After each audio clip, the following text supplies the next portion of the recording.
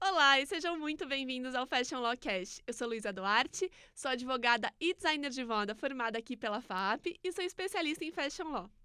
A ideia desse videocast é apresentar e desmistificar um pouco os temas do direito da moda, o tal do Fashion Law.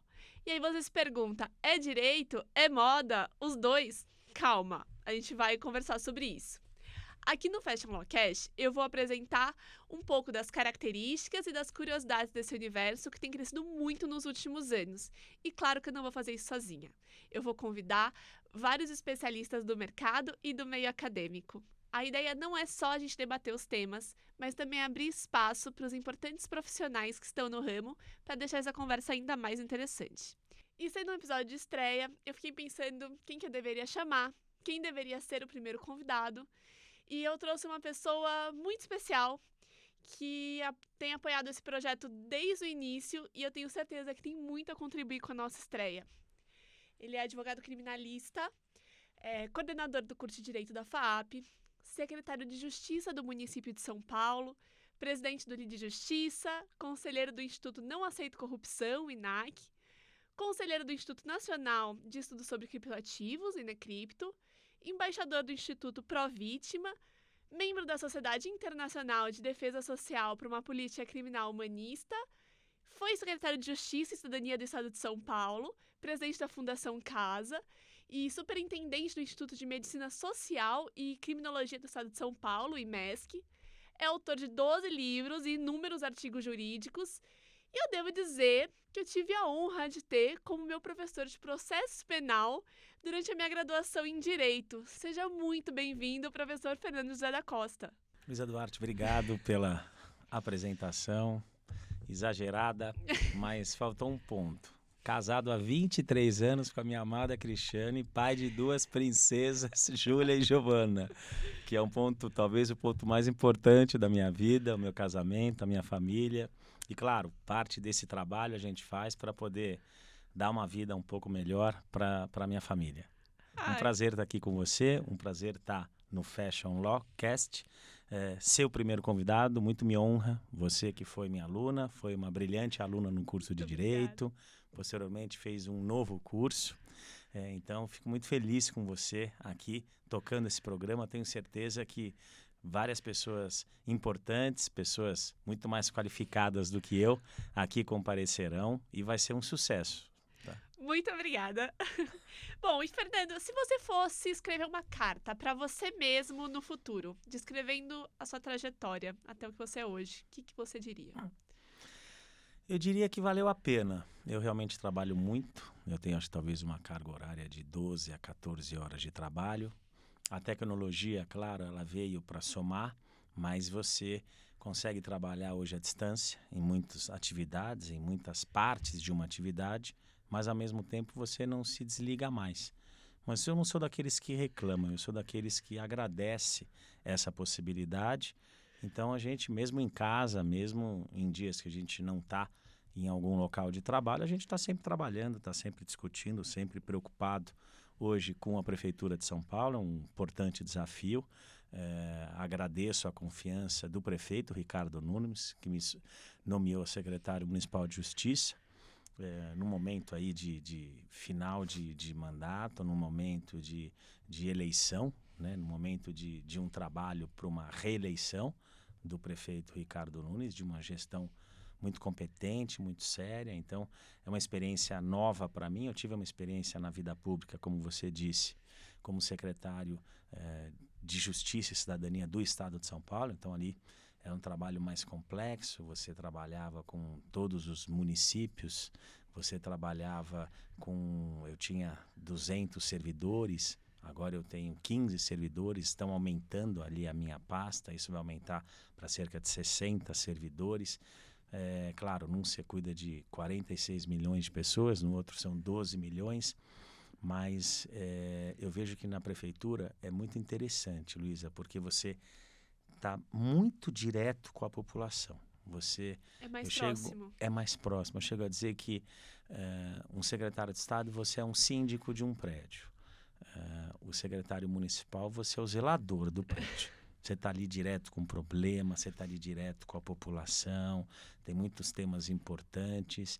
Então, esse é um trabalho importante. Continuando a minha carta da vida, tem um trabalho importante que é o trabalho da advocacia, né? Onde tudo começou. Eu me formei em 97, então já vão aí algumas décadas aí de advocacia, de trabalho. Hoje eu tenho o meu escritório. Claro que na vida pública a gente se licencia da advocacia, mas o escritório tem lá os meus sócios, o escritório vai muito bem. É um escritório que esse ano está completando 100 anos de existência.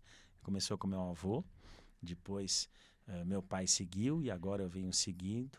Ambos já não se encontram mais aqui. E eu estou muito feliz porque a minha filha mais velha, a Júlia, está cursando Direito e tem a intenção de ser advogada criminalista, de dar sequência a um trabalho e representar aí a 4ª geração da família José da Costa. Então, estou muito feliz com isso. E a vida acadêmica, que eu também sempre fui apaixonado, ao encerrar ali a graduação, eu fiz uma pós-graduação, fiz um mestrado, fiz um doutorado em Direito Penal na USP, depois fiz um doutorado em Direito Penal na Itália. E sempre quis lecionar e só lecionei aqui, na FAP. Então, claro, fiz algumas palestras, algumas aulas magnas e algumas aulas de especialização em escolas do Ministério Público, por exemplo, mas eu lecionei aqui na FAP por quase 15 anos. E acabei saindo na época da Lava Jato, que era um momento que a gente trabalhava muito, viajava muito, era uma loucura e eu não conseguia dar aula. Então, acabei me afastando e ao sair da Secretaria de Estado, tive a honra de ter sido convidado pelo diretor-presidente, o Bias, pelo CEO aqui, o Sobral, para poder aceitar um desafio de ser o coordenador do curso de Direito. Uma faculdade que eu gosto muito, uma faculdade que tem tudo para ser a melhor faculdade, o melhor curso de Direito do Brasil. Esse foi o projeto que foi desenhado, é o projeto que a gente está executando, com inovações, com mudanças, um curso que tem uma história de vida, que agora no segundo semestre vai completar 25 anos de existência, 1/4 de um século. Então teremos aí várias novidades acontecendo, teremos uma festa, teremos o lançamento no mercado de especializações, são coisas importantes. Vademec com digital, então tem várias coisas acontecendo para completar. Então vou até adiantar uma pergunta que eu tinha deixado para o final. O curso, você acabou de assumir praticamente, né, a coordenação, são 25 anos, não é um curso novo, também não é tão dos mais antigos de São Paulo, mas qual você acha que é o diferencial? Nós temos alguns diferenciais, Luísa. O primeiro diferencial é o corpo docente. A gente tem um corpo docente realmente muito qualificado. Aqui nós temos advogados, sócios de escritórios renomados, nós temos desembargadores experientes, nós temos procuradores de justiça. Então são pessoas muito qualificadas e muito respeitadas no próprio mercado onde exercem a sua profissão. Então vou te dar um exemplo. Nós temos o delegado-geral, falando de delegado, que é o Dr. Arthur. Então, quer dizer, o chefe da Polícia Civil hoje leciona aqui. Nós temos o professor Sarrubo. O professor Sarrubo era até alguns meses atrás o Procurador-Geral de Justiça, ou seja, o homem número 1 do Ministério Público no estado de São Paulo. E um querido. Hoje, monitora dele a graduação toda. Querido, amigo meu de 30 anos. E hoje é o secretário nacional de Segurança Pública. É um homem abaixo do ministro da Justiça, Ricardo Lewandowski, que no segundo semestre virá fazer uma palestra aqui na FAP. Então, nós temos vários desembargadores. A desembargadora Paula, por exemplo, é assessora, um dos braços direito do presidente do Tribunal de Justiça, que também virá aqui fazer uma palestra. Nós temos a professora Laura, uma juíza que é diretora do Fórum João Mendes, e ela hoje é coordenadora do nosso JEC. Então, o Fórum João Mendes, para quem não sabe, é um fórum ali civil, direito civil, e ele é o maior fórum da América Latina. Quer dizer, é um fórum forte, pujante, com muitos processos. Ela é há alguns anos diretora e é a vice-presidente da PAMAG, da Associação dos Magistrados do Estado de São Paulo. Nós temos, a professora Vanessa também, que é magistrada e que foi presidente da PAMAGES, e hoje é conselheira da Associação dos Magistrados Brasileiros.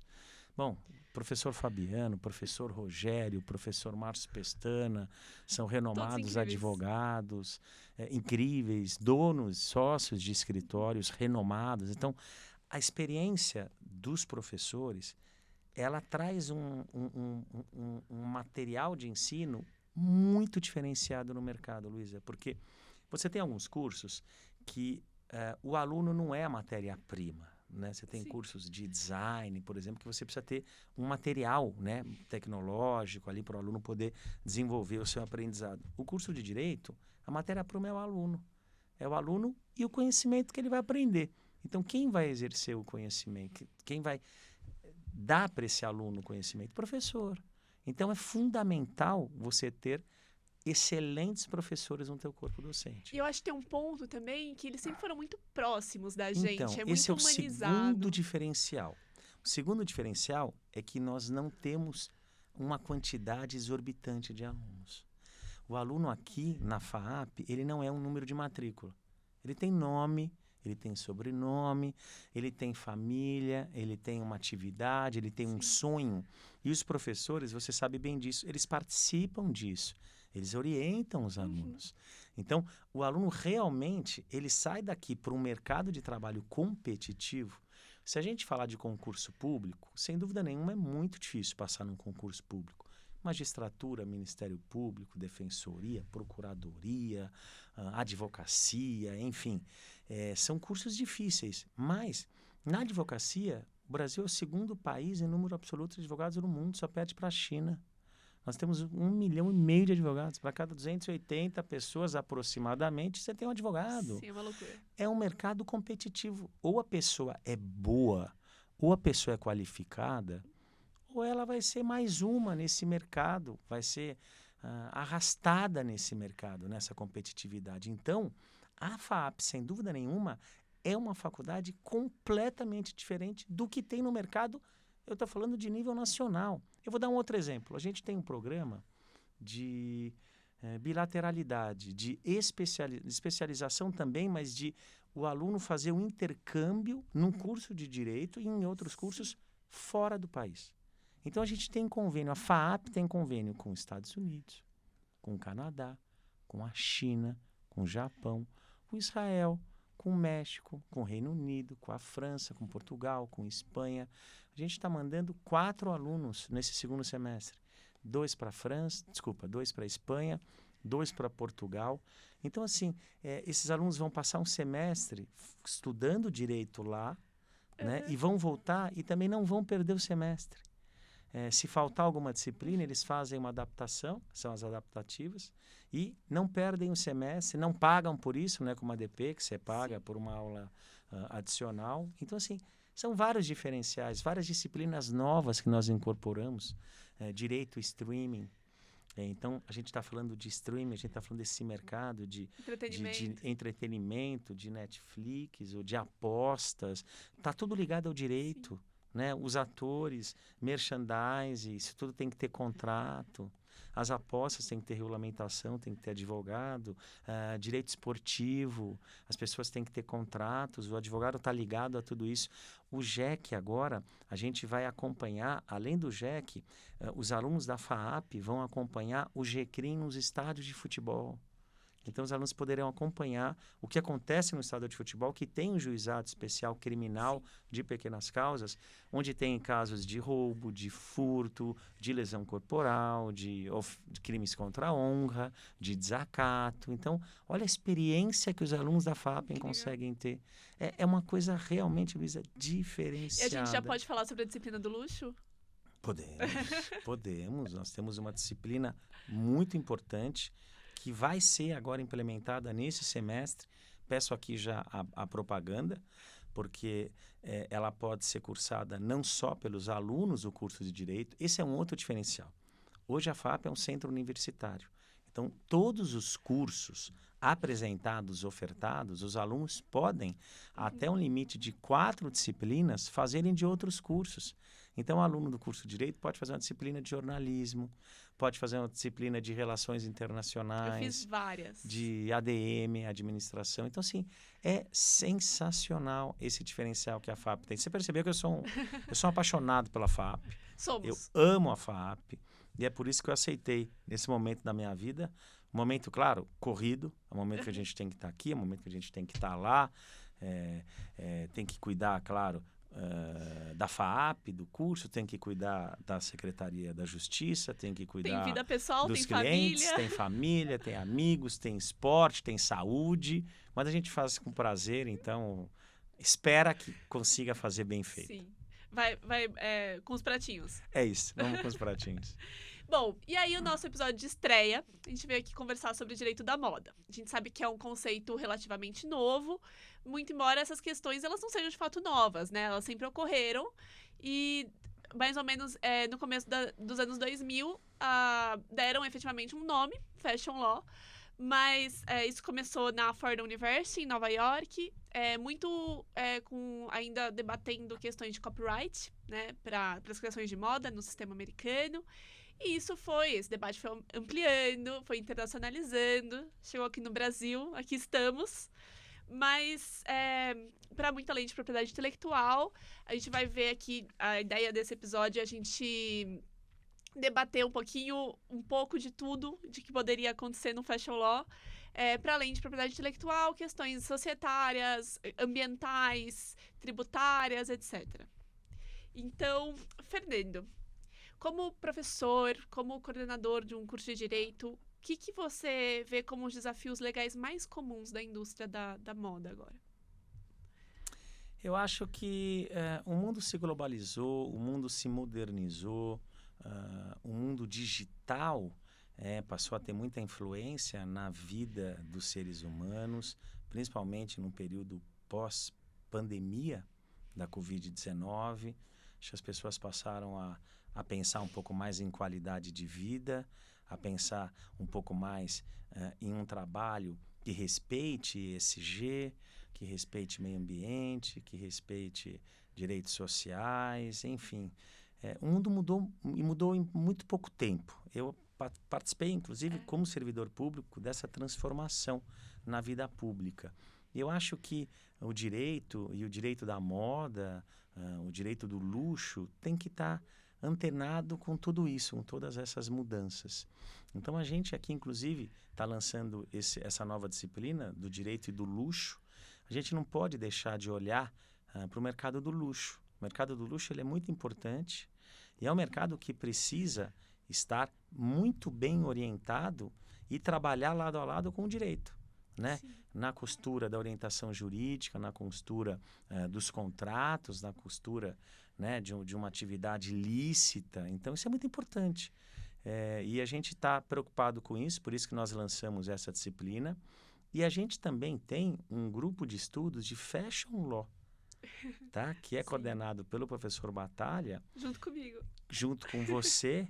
Então, você sabe disso melhor do que eu, que esse grupo se reúne toda semana. Exato.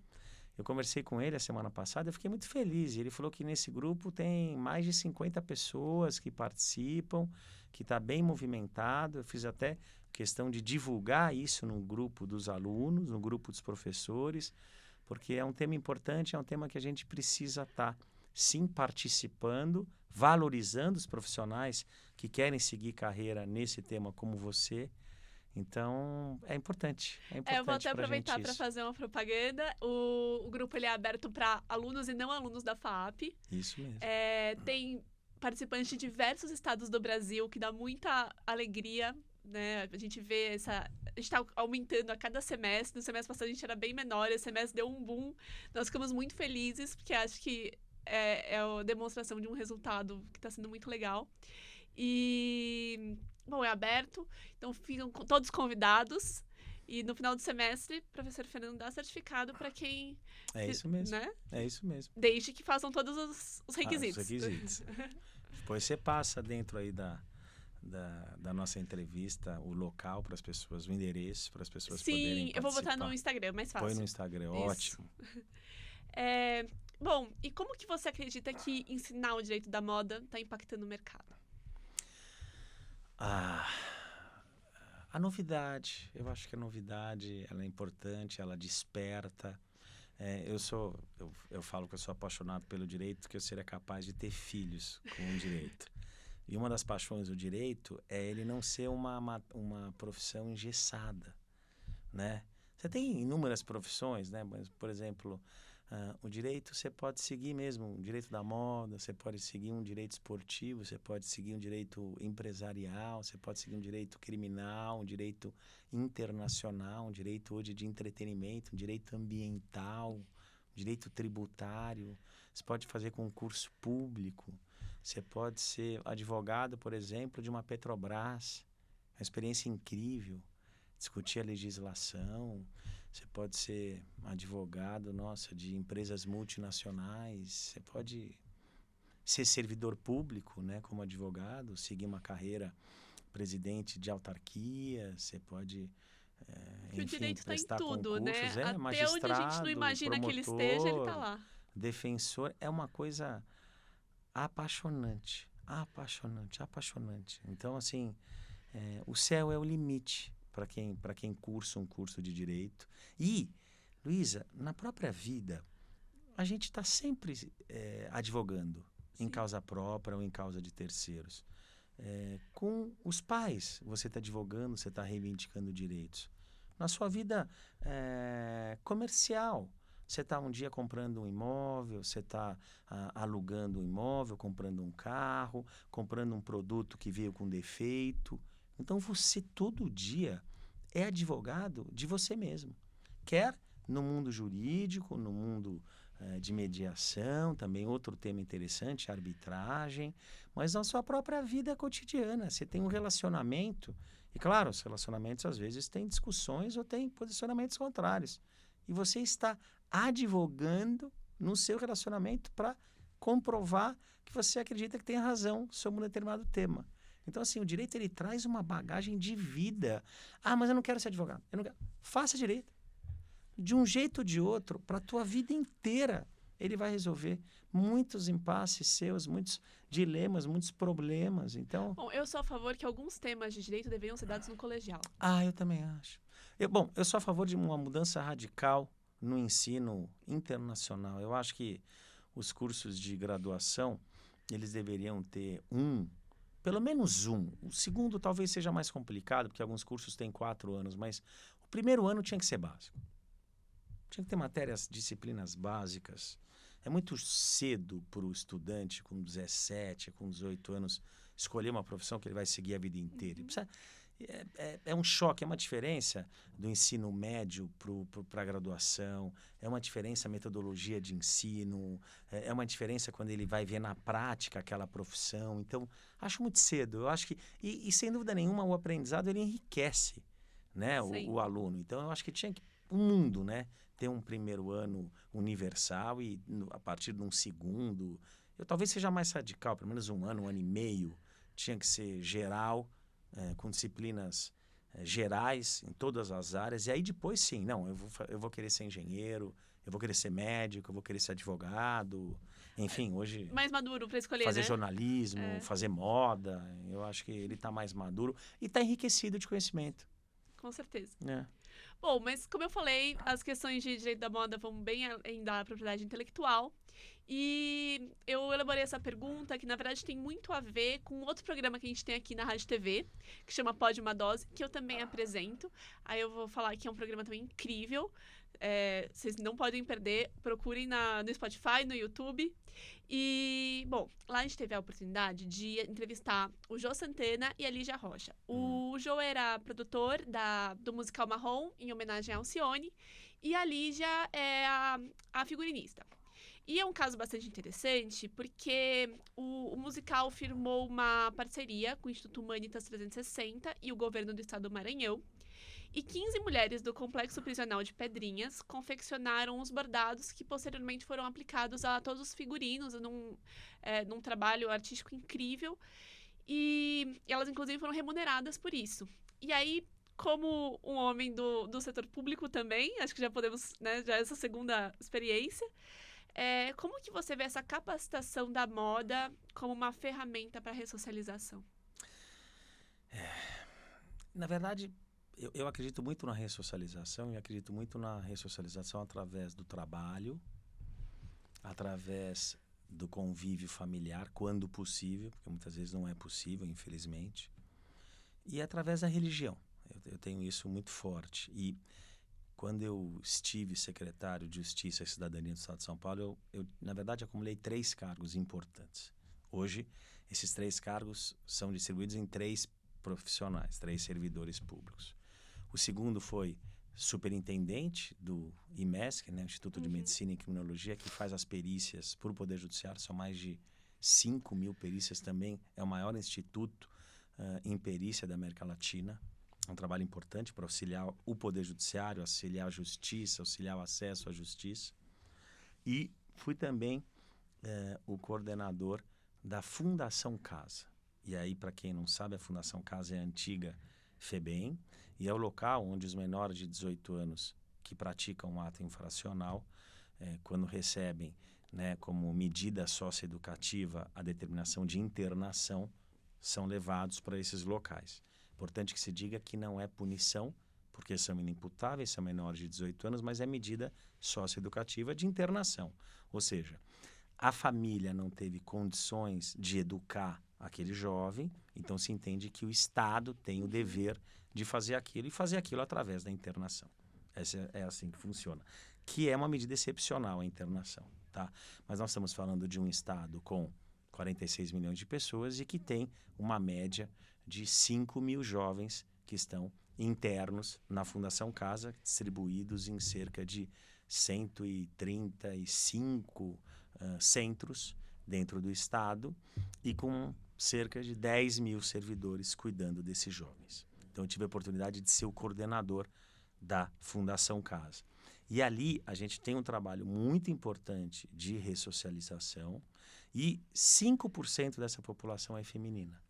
São jovens mulheres. E o trabalho ligado à moda, o trabalho ligado à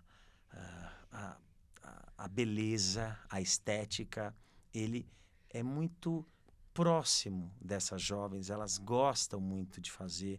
Então, nós realizamos muitos trabalhos de cursos, de capacitação dessas pessoas para trabalharem em salões de beleza, para trabalharem com moda, para trabalharem com cinema, para eventualmente terem o seu negócio. Então, ali alguns cursos rápidos de administração, cursos de economia, cursos de pintura, cursos desde entender como funciona um salão de beleza, aprender a ser uma manicure, aprender a cortar um cabelo, aprender a se maquiar, aprender a maquiar pessoas. Fizemos desfiles, então a gente recebe doações de roupas, de vestidos, então elas aprendem a se produzir, aprendem a fazer desfiles. Inclusive, quando eu entrei na Secretaria Estadual e fui na Fundação Casa a primeira vez, e foi a primeira vez que eu entrei ali nos quartos, né? Na parte onde os jovens ali dormem. E, claro, é um centro de internação, então eles são fechados, com portas de ferro, e aquilo é realmente muito impactante. E nós conseguimos, graças ali ao apoio, na época do governador Dória, depois do governador Rodrigo Garcia, de investimento, e nós conseguimos reformar todos os centros, Luísa. Nós conseguimos pintar os centros, nós conseguimos colocar internet rápida, televisão com internet, para eles poderem ver seriados, assistirem às aulas do Estado. A gente conseguiu dar computador melhor para eles, iPad. Então eles conseguem ali realizar atividades, até jogos, exercícios, ler livros através do iPad. Na sua Reformamos as gestão, quadras. você conseguiu ver os frutos dessa Nós mudança vimos, tudo. dentro de uma mesma gestão, eu entreguei com todos os centros reformados.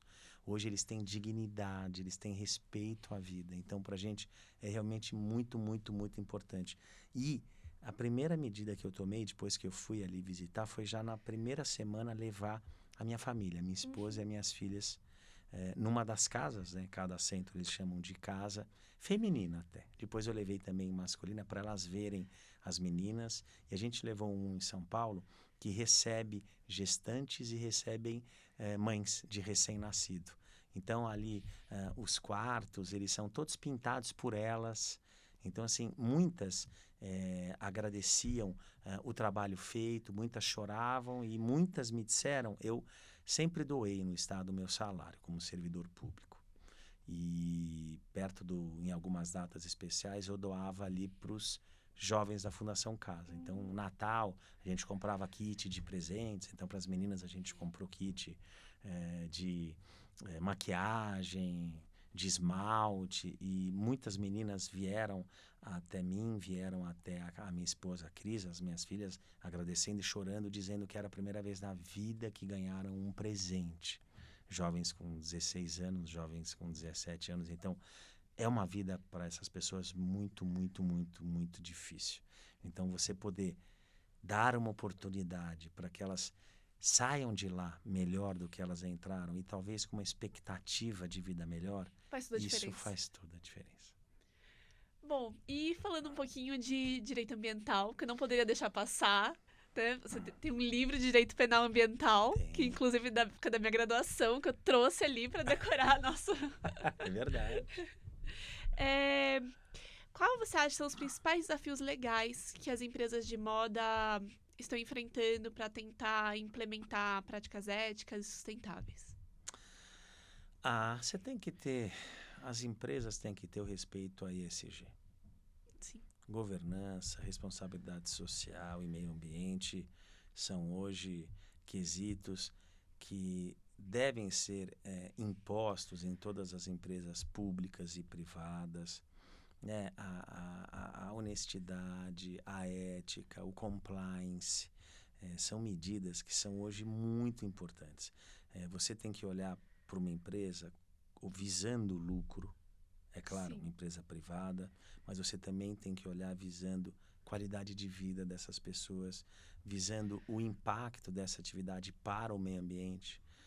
É necessária essa preocupação com o meio ambiente, porque hoje a quantidade de pessoas, a quantidade de descarte, a quantidade de produtos, a quantidade de poluição, realmente, se o ser humano não se atentar, nós teremos sérios problemas com relação ao nosso ambiente nas próximas décadas. Então, isso é um trabalho que tem que ser feito a nível mundial e, nesse aspecto, o Brasil é muito ligado. É um país que vem tomando muitas atitudes importantes, tanto no setor público, como no setor privado, como no setor fiscalizatório, a atuação da polícia especializada no meio ambiente, a atuação do Ministério Público, do Poder Judiciário, de varas especializadas em meio ambiente. Então, sem dúvida nenhuma, isso é muito importante. E a moda não está fora dessa responsabilidade, não está fora desse tipo de atividade.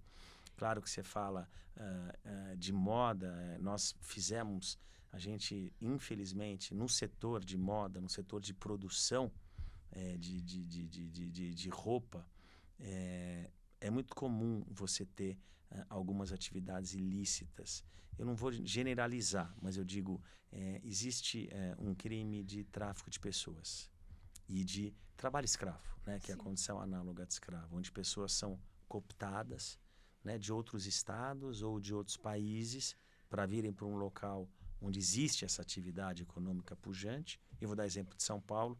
Então, ali em determinados bairros afastados, são alguns bairros específicos, era muito comum a gente quebrar determinados locais desse tipo de atividade de trabalho escravo. Então, você via muitos estrangeiros que vêm de países que têm dificuldade de trabalho, de oportunidade de trabalho, então, ou de dificuldade política, né, daquele país, então, da Venezuela, do Equador. Então, essas pessoas vêm normalmente cooptadas por pessoas do seu próprio país, que começam a fazer parte ali dessa associação criminosa, organização criminosa, e essas pessoas vêm com uma promessa de trabalho, são enganadas, moram em locais subhumanos, normalmente dentro de uma mesma construção, Luiz, eu sei porque eu participei de algumas operações policiais com a Secretaria de Justiça junto. O último andar normalmente é a residência dessas pessoas, então essas pessoas moram ali em situação subhumana, a família mora num mini quarto, do lado tem uma cozinha, um local para comer, um banheiro, tudo sujo, muitas vezes sem janela, sem claridade. Aí o andar de baixo é o local onde eles trabalham, então eles trabalham ali horas, praticamente não tem feriado, os passaportes são apreendidos. Existe também a exploração sexual. Que está Então, completamente caminhando junto. que caminha junto com isso também. A gente realizou operações, eu realizei uma operação num bairro nobre da cidade de São Paulo, onde eram moças orientais que vieram para cá, que não falavam a língua, então era uma casa de jogo com prostituição. Então essas moças moravam numa casa próxima ali também em condição subhumana, e à noite iam para satisfazer os interesses dos clientes ali. Muito triste isso.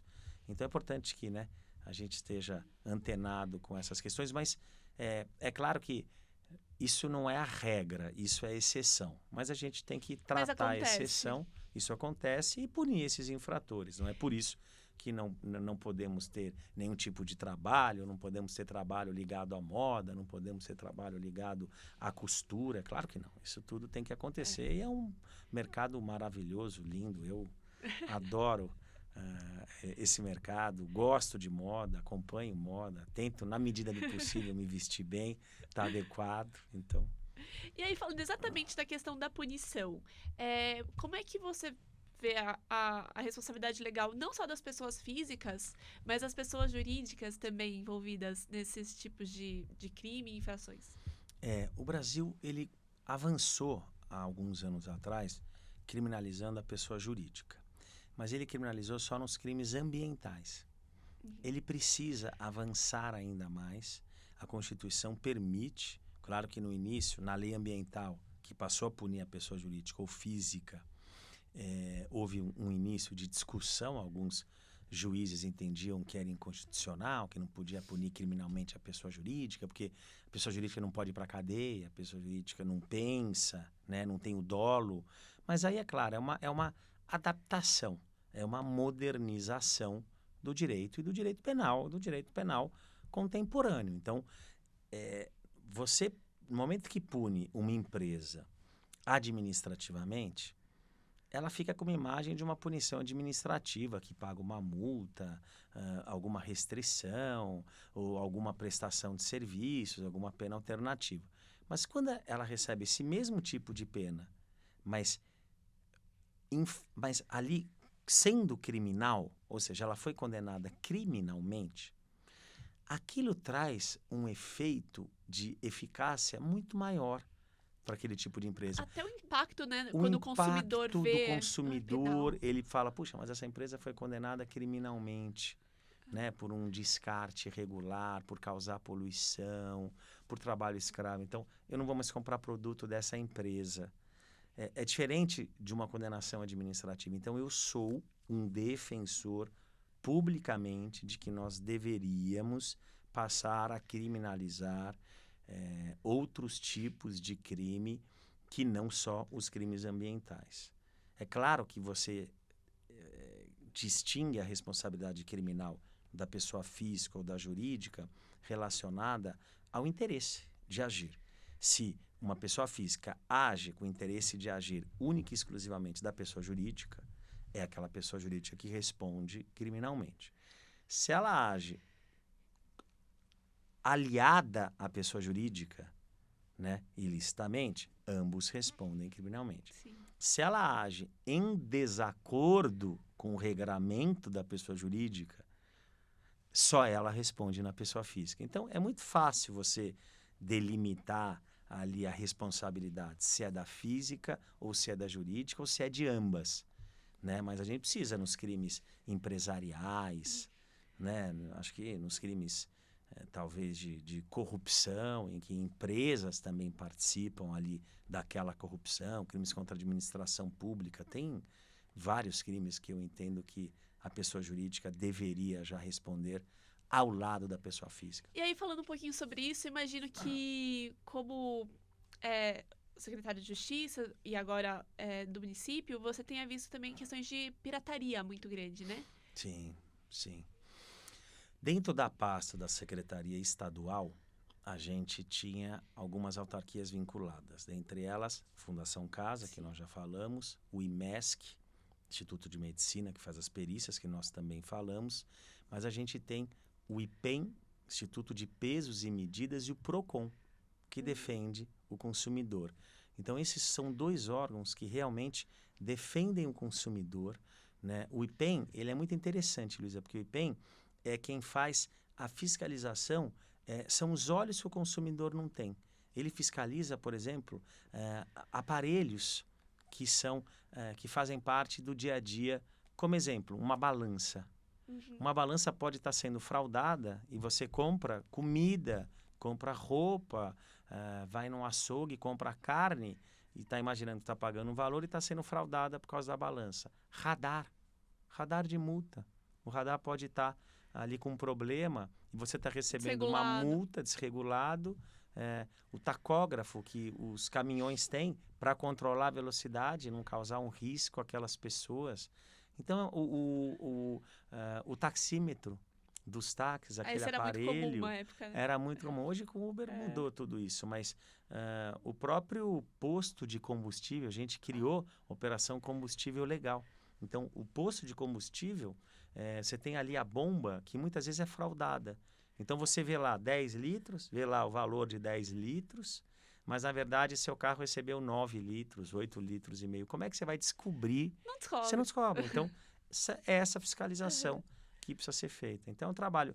E agora, no município, o PROCON foi um pedido que eu fiz para o prefeito, Ricardo Nunes, e o PROCON virá para a minha pasta, porque ele sabe dessa minha expertise, sabe desse meu trabalho. Então, o PROCON municipal vai ficar abaixo da Secretaria Municipal de Justiça, bem como a Operação Delegada, que é um outro programa muito importante, onde o policial militar, no momento, e o corpo de bombeiros, né, que fazem parte ali da polícia, no momento de folga dele, e que ele quer realizar um trabalho extra, que a gente chama popularmente de bico, ele pode fazer isso de forma legal através da Operação Delegada. Então, a cidade de São Paulo financia essa atividade, e é uma atividade importante, principalmente hoje, no combate à criminalidade. Então, é a cidade de São Paulo pagando para que esse policial, no momento de folga dele, realize um trabalho à população, né, atendendo os serviços da população, os bombeiros atendendo os serviços da população,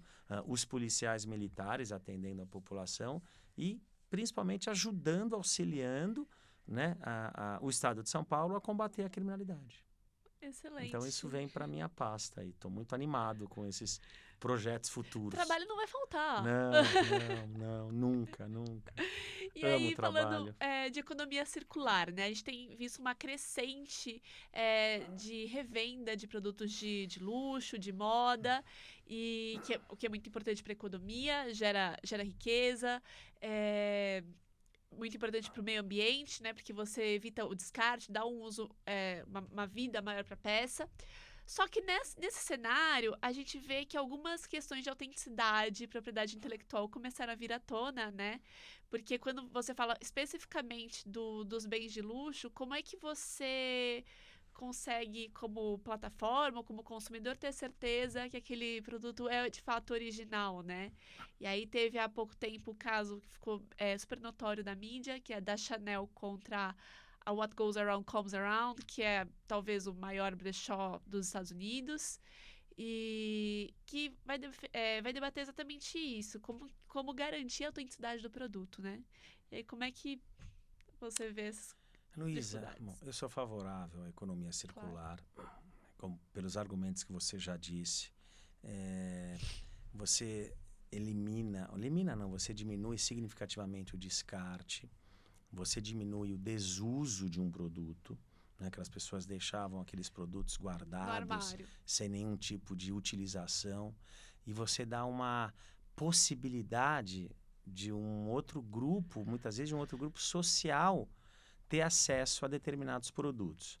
Agora, no momento em que você não compra um produto, e aí vamos falar de um produto de uma marca, naquela loja que vende a marca, é muito difícil você garantir a autenticidade. Então, eu acho que tem que ser... o direito tem que ajudar muito nessa questão, no sentido de que a pessoa ela pode ter algumas possíveis garantias, como uma nota fiscal, né? Como um certificado daquele produto, uma foto daquele produto na loja com a pessoa comprando, né? Mas a garantia 100%, ela não tem mais. E eu acho que esse produto circulante, ele tem uma diferenciação de valor atrelada ao risco da autenticidade ou não daquele produto. Então, eu acho que, não vou nem dizer infelizmente, mas eu acho que faz parte desse novo mercado, faz parte desse novo mercado.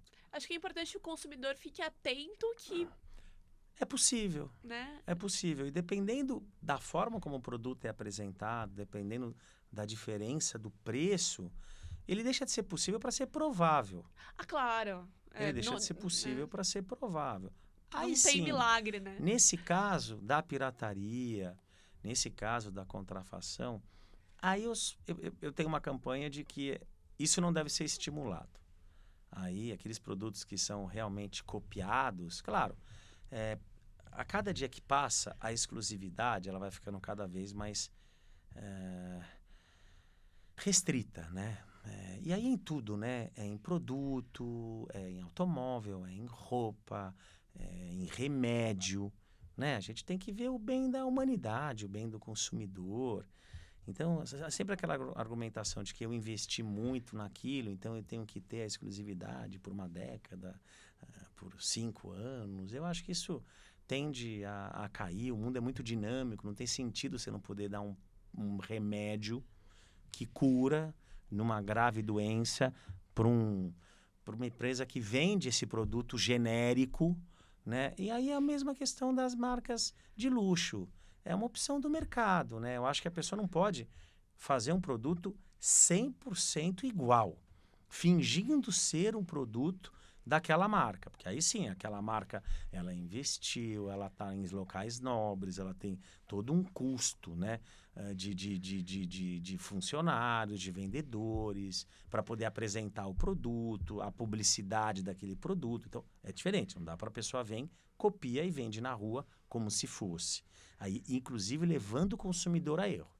Sim. Mas produtos semelhantes e um comunicado de que você não está comprando A, você está comprando um B, mas um B parece com A.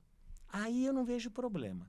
Desde que essa fabricante do B emita nota de que essa fabricante do B respeite os direitos trabalhistas, respeite as pessoas, né? Desde que os órgãos regulatórios admitam a produção daquele produto, né? Então, isso sim. Agora, a pirataria, a falsificação, a ilicitude, a sonegação de imposto, o engano ao consumidor, isso não, Luísa Duarte, isso não. Bom, e agora um tema que eu sei que você gosta muito, inovações tecnológicas. E aí a gente vê também questões de inteligência artificial, NFT, blockchain, que também estão envolvidas na moda, né? Também estão influenciando o mercado. E como que você vê que essas questões podem remodelar, principalmente as questões de autoria, né? Tudo, né? Eu acho que tudo está ligado ao mundo digital hoje em dia. Eu acho que tudo que se fazia fisicamente, hoje você consegue fazer de forma híbrida, você consegue fazer de forma digital. Você tem aí os streamings, você tem aí que mudou a televisão, a comunicação, né? Essa nova geração, ela não precisa assistir um jornal famoso para ouvir notícia, né? Através aí de meios da internet, ela vê pontualmente a notícia, assiste de um meio de comunicação, de outro meio de comunicação. Isso é uma coisa. Você tem aí as novas empresas, as startups, as empresas de tecnologia que vêm aí quebrando barreiras, né, contra empresas sólidas, empresas com sede, com milhares de funcionários. Então, a tecnologia vem para mudar o mundo. E a gente é muito favorável a ela. Inclusive, a gente está implementando. Vou te dar aqui uma notícia exclusiva. A gente está trabalhando para ter, a FAP sempre deu para os alunos o Vademecum, que é um livro, né, compilado de todas as legislações. E que a gente sempre teve 2 problemas. O primeiro problema é a desatualização, porque, claro, ele desatualiza. E o segundo problema está ligado ao fato do peso dele. Então, principalmente as mulheres reclamavam, as estudantes, que tem que vir com ele para a prova e que ele pesa. E pesa, um livro É um tijolo. dessa é um tijolo. E agora a gente está trabalhando para implementar o Vademecum digital. Então, só um exemplo. Então, Sim. com isso, não tem mais o peso, com isso não tem mais a digitalização, não tem mais a produção de papel, não tem mais o descarte desse papel no meio ambiente, porque realmente um livro de literatura é um livro que você leva por toda uma vida. Mas um livro de legislação, Que desatualiza? quando ele é desatualizado, ele chega num nível que ele é realmente inutilizado. Sim. Então, ou você faz um descarte, né, para que ele possa ser reaproveitado, ou aquilo vira um lixo que não serve para absolutamente nada.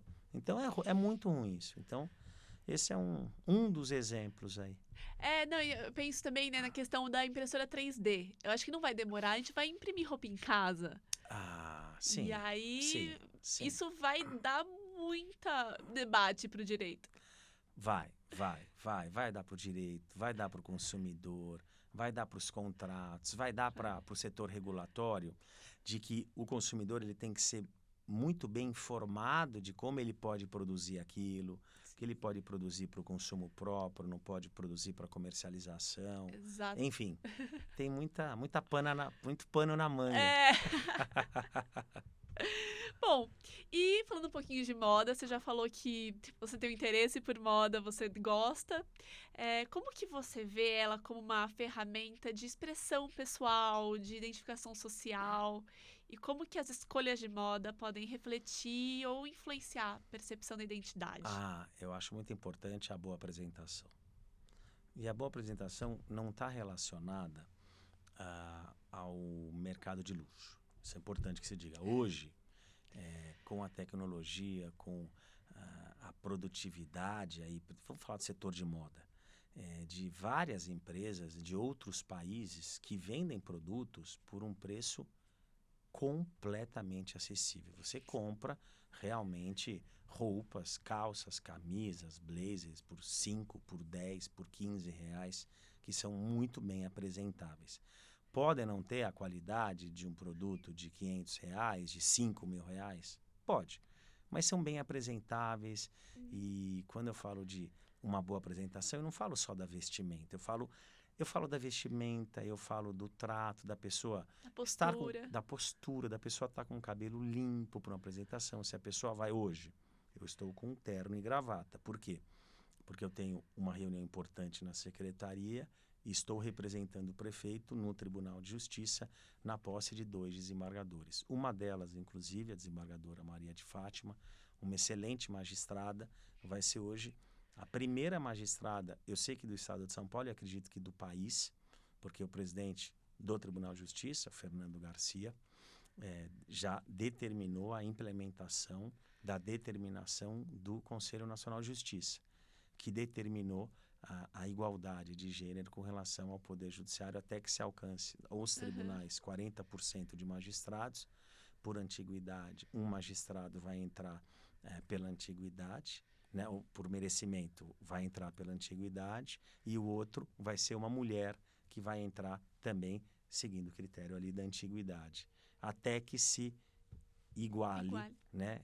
40% não é o igualar, mas é o primeiro passo. É um passo importante, é um passo que eu defendi publicamente, escrevi um artigo, é um passo que eu acho que é importante. A média no Brasil hoje de magistrados em segunda instância, eu acho que é menor que 20%, no estado de São Paulo não chega a 10%, então você realmente tem que ter medidas como essa, né? Temporárias, sim, para que a gente tenha a igualdade mais rápido. E aí, falando em moda, eu ouvi dizer que você teve uma experiência com moda. Você pode contar? Posso, Liz, eu posso contar e conto com muito orgulho. Eu, na minha adolescência, eu fui morar sozinho. Meu pai achou que era importante eu morar sozinho. Meu pai era separado da minha mãe e ele me franqueou um apartamento e eu, com 14 anos, fui morar sozinho.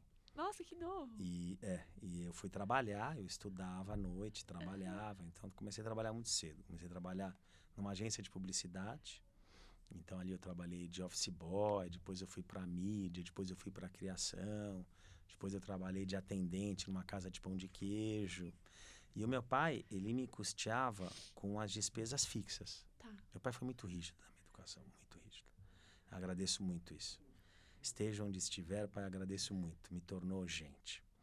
E então ele tinha o preço ali do apartamento, o preço do condomínio, o preço da água. E ali ele me dava uma mesada e eu pagava as contas. Então já aprendi a pagar as contas ali desde de adolescente.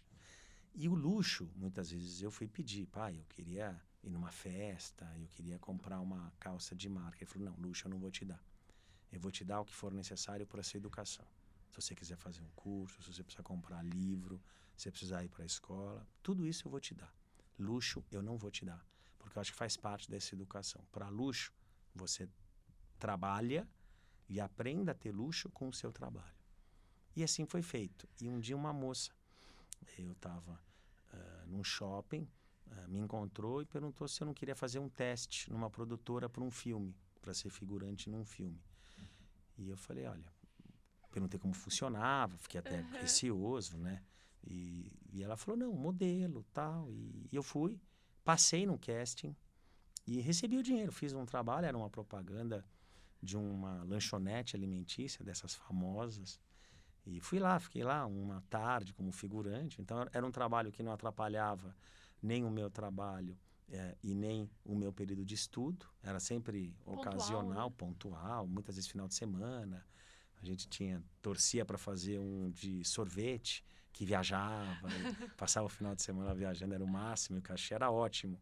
Então ali eu ganhei, fui modelo, então é essa a profissão, fui modelo e manequim, fiz alguns desfiles, inclusive até no final da profissão, final com 20 anos, então eu fui modelo ali talvez dos 15 aos 20, e eu sempre fui focado que eu queria ser advogado. Acho que com 21 até, quando o estágio passou a ser muito importante na faculdade. Na verdade, eu até abri um escritório com um amigo meu antes de me formar. Dali eu vi que eu tinha que escolher uma profissão. E ali, até um pouco antes de eu me formar, eu cheguei a participar daquelas semanas de moda, que você conhece, internacionais. E uma delas é em Milão, é na Itália, em Milão. E eu fui. Modelo internacional, então. Então eu fui, eu tive essa experiência de ficar em Milão, ali, foi até uma experiência para depois querer fazer o doutorado na Itália, mas ali eu desfilei, eu fiz showroom para algumas marcas muito importantes. Uma delas era a Giorgio Armani, e até foi por isso que eu gosto muito. Hoje eu estou com um terno Giorgio Armani. Ah, então eu já ia te perguntar qual era o seu designer, já respondeu. É o Giorgio Armani, Armani. Amo Armani, meu perfume é Armani. Normalmente meus ternos são Armani, porque me faz voltar esse tempo que eu não tinha condição de ter produtos da Armani, mas foi muito positivo na minha vida. Eu tenho orgulho disso, falei para as minhas filhas e saem algumas capas de revista, a minha esposa guarda com carinho essas capas de revista. Então, foi um período bom, período de trabalho, período onde eu consegui ganhar um dinheiro honestamente, me diverti, conseguia viajar. Foi para Itália. Fui para Itália, entendeu? Todo pago pela agência. Então, foi um período muito positivo. E aí, para finalizar, eu sei que você teve como advogado uma experiência com moda ao lado do Elie Saab, né? Sim, você vê que como o mundo ele é interessante. O Elie Saab é uma referência na moda mundial, principalmente em vestidos e vestidos de noiva. Já vestiu dezenas de personalidades aí no mundo e veio para São Paulo para ceder o seu nome a uma construtora importante de alto padrão. Já tinha feito isso em outros países, já tinha feito isso em Dubai, inclusive, e quando veio aqui para o Brasil, ele trouxe os vestidos, que é muito comum, né? Você colocar ali para visualizar, né? No empreendimento que leva o nome dele. Está ligado à moda. Está ligado à moda. Mas, no momento em que eles foram nacionalizar esse produto, eles esqueceram de informar que o produto viria por período temporário, ou seja, viria para o evento e sairia.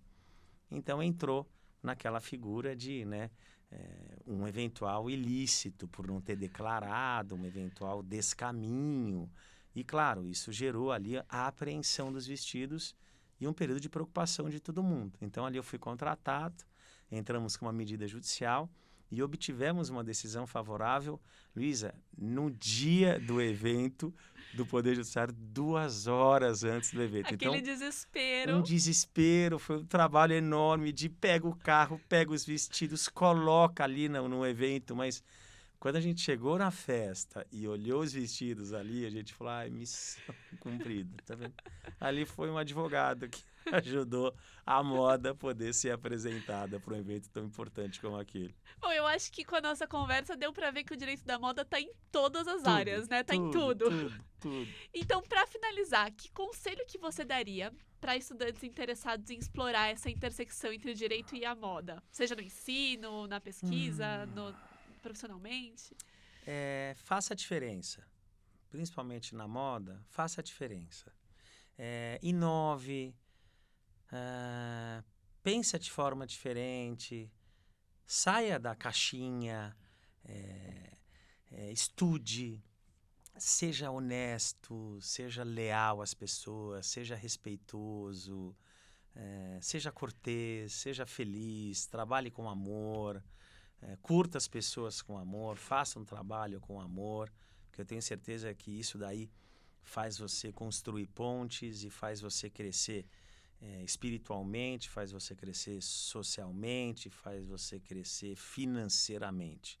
Não seja uma pessoa do mal, não seja uma pessoa exploradora, não seja uma pessoa desonesta, seja uma pessoa do bem, que eu acho que isso é importante. Funciona. A coisa funciona. Também acho, concordo completamente. E agora eu queria que você deixasse uma dica de livro para quem está assistindo a gente. Eu tô lendo a biografia do Barack Obama. Eu gostaria muito que nós ainda tenhamos um presidente como o Barack Obama, um estadista, um homem trabalhador, um homem sério, um homem inteligente, um homem que construiu uma carreira profissional, uma carreira política, uma carreira familiar maravilhosa. Eu torço sempre por um Brasil melhor e eu gostaria muito que eu tenho esperança que a gente ainda vai ter um presidente que faça com que esse país volte a crescer como merece, um presidente que mereça esse maravilhoso país que a gente vive, porque o Brasil é um país maravilhoso. O povo brasileiro, para mim, é o povo mais incrível do planeta Terra. As pessoas me perguntam, mas você poderia sair do país hoje? Acho que hoje eu poderia sair do país, eu teria condições de morar fora. Tenho até imóveis fora, mas eu não vou deixar esse país. Eu amo esse país e as minhas filhas, eu acredito, estão seguindo o mesmo caminho. A mais velha está cursando Direito, então quer ser advogada no Brasil. A mais nova pretende cursar Medicina, então também vai fazer faculdade no Brasil. E ambas estudaram em escola americana. Então, acho que mais de 70% dos colegas foram para fora. Foram para fora. Era um projeto. Então, elas foram exceções ali à regra. Então, é muito, eu acho, um pouco pelo amor que eu e que a Cris, que nós passamos às nossas filhas, que a gente ama o Brasil e ama o povo brasileiro. E o povo estrangeiro que vem morar aqui também. É um país que Sim. abraça tantos imigrantes, né? Bom, gente, essa dica de livro vocês podem pegar no nosso Instagram, @FashionLawCast. É uma pergunta que nós vamos fazer a todos os convidados, então aos poucos vamos montando uma biblioteca de indicações. Legal. E, Fernando, o papo de hoje foi maravilhoso. Muito obrigada, não só por ter se disposto a vir aqui, com um pouco do seu tempo, mas também por apoiar esse projeto. Luísa, vou continuar apoiando, né? A FAAP vai continuar te apoiando. Você foi uma brilhante aluna, você é muito antenada no direito, na moda. Parabéns a esse programa, parabéns a esse projeto e, sem dúvida nenhuma, isso só enaltece o teu profissionalismo e que muitas pessoas sigam esse caminho ao assistirem esses programas, que deem mais atenção ou que eventualmente venham trabalhar no direito, venham trabalhar na moda ou venham trabalhar em ambos, Sim. como você faz. Muito obrigada, Fernando. Imagina. Bom, gente, não deixem de seguir a gente no Instagram, @FashionLawCast. Esse episódio do Fashion Law Cast tem apresentação e roteiro de Luísa Duarte, sonoplastia de Micael Roira, direção de imagens de Léo Fernandes e supervisão de Alziro Tonin. A gente se vê no próximo Fashion Law Cast.